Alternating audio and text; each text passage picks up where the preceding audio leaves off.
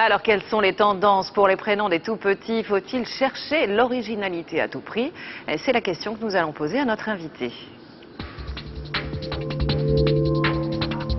Notre invitée qui est Stéphanie Rapoport. Bonjour et merci d'être avec nous. C'est vous qui signez chaque année l'officiel des prénoms. Alors pour 2008, Emma, Clara, Lucas, Léa pour les filles, Lucas, Enzo, Mathis pour les garçons. Franchement, on a un peu l'impression que ce sont les mêmes que l'année dernière.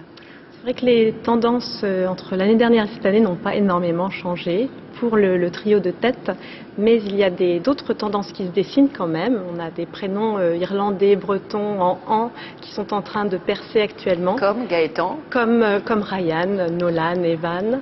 Et chez les filles, on a beaucoup de prénoms ou qui sont en train de monter, comme dans Lilou, Lou, Louane ou Luna.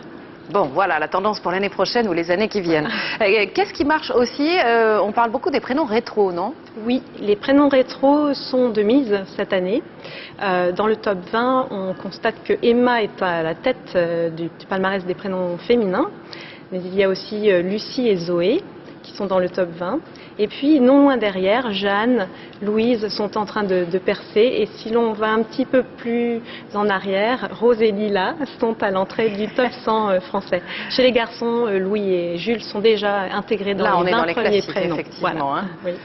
Il y a aussi un retour des prénoms bibliques. Oui, dans les années... En fait, ça vient d'une volonté des parents de remettre à la mode des prénoms qui n'ont pas été utilisés depuis longtemps. Et dans ces prénoms, on se dégage des tendances.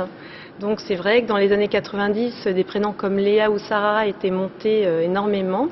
Et cette poussée a fait monter les prénoms masculins bibliques comme Adam, Gabriel, Raphaël, qui montent en flèche actuellement, ou encore Nathan et Noah. Alors, est-ce que le prénom donne très certainement une idée à la fois des origines, mais aussi du milieu social de l'enfant? Oui, c'est certain que des prénoms classiques comme Jeanne, Paul, Jean ou Marie donnent une idée d'un milieu plus classique que Kevin, Jennifer ou Jessica, qui sont plutôt des prénoms anglophones de séries américaines. Donc effectivement, on peut voir une connotation sociale. Mais alors, est-ce que ça veut dire que si on a un prénom classique, on s'appelle Arthur ou Adrien, on a plus de chances de réussir dans la vie que si on s'appelle Johnny ou Kevin? Il est certain que sur les CV, les personnes qui regardent les CV vont peut-être avoir des stéréotypes. Alors, quels sont les prénoms qu'il ne faut absolument pas donner à son enfant si on veut être dans le coup? Alors, ça dépend ce qu'on veut. Si on veut un prénom qui n'est pas du tout attribué, on peut donner Cunégonde ou Lucide ou Généreux ou L'Aventure comme prénom. Là, on est sûr d'être très très original puisque ça fait des années que ces prénoms n'ont pas été attribués. Mais sinon, il y a des prénoms qui sont désuets et qui sont en même temps répandus, comme Gérard, René ou Robert, qui sont à la fois très répandus, mais ils ont le record. C'est une autre génération. Voilà. Mais du côté féminin, on a quand même Sylvie, qui est un prénom assez jeune et qui pourtant est très très peu attribué, malgré le fait qu'il soit répandu.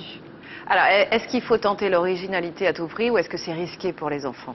Alors, ça peut être risqué dans la mesure où un enfant qui a un prénom difficile à prononcer peut être amené à épeler et répéter tout au long de sa vie l'orthographe de son prénom.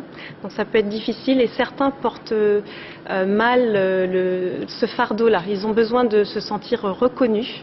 Et je le vois bien avec mon site meilleurprénom.com parce que j'ai des emails régulièrement de gens qui me disent « Ah, mon prénom n'est pas dans les ouvrages de référence, ça m'embête ». Merci à vous en tout cas Stéphanie Rapoport. Stéphanie, j'imagine que c'était très à la mode quand vous êtes née. Oui, dans les années 70. Merci à vous. Merci.